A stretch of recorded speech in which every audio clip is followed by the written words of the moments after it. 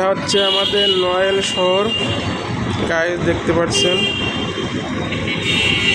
এটা নতুন করে রাস্তার কাজ শুরু হয়ে গেছে, অর্ধেক শেষ হয়েছে আর অর্ধেকের কাজ হচ্ছে।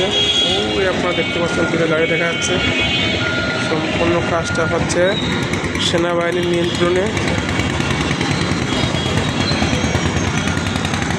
সেনাবাহিনীর মধ্যে কাজ যদি কাজটা খুব ভালো হয়, সরকার সম্পূর্ণ কাজটা দিয়েছে সেনাবাহিনীর হাতে। আর আমাদের নড়াইল শহরটা আসলে খুব সুন্দর, দেখতে পাচ্ছেন একটা পরিষ্কার পরিচ্ছন্ন শহর।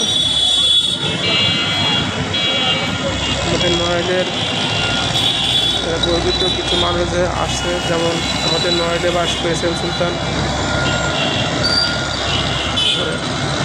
ক্রিকেট অধিনায়ক মাশরাফি বিন মুর্তজা আমাদের নড়াইলের ছেলে।